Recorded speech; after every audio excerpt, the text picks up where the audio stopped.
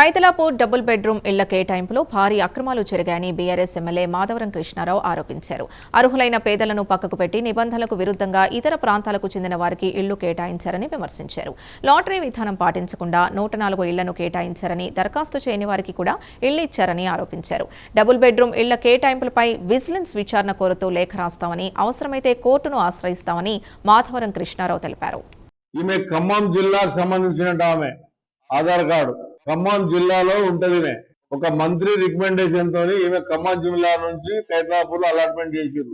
ఇది కూడా నిదర్శనం నామినేట్ కింద.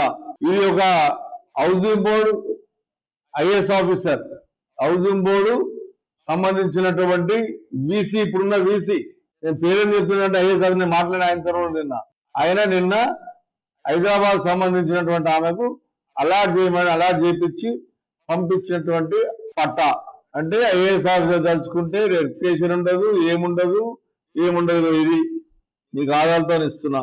మన endowment commissioner IAS officer Hanumantharao గారు ఆయన రికమెండేషన్ చేస్తే ఆయనకు పట్టా, ఇది మొగోల పేరు మీద పట్టా, ఆయనకు పట్టా ఇచ్చారు. కైతలాపూర్ అలాట్మెంట్ చేసారు. ఇది దుర్మార్గం. అట్లా 1, 2 కాదు. ఇదిగో ఈమె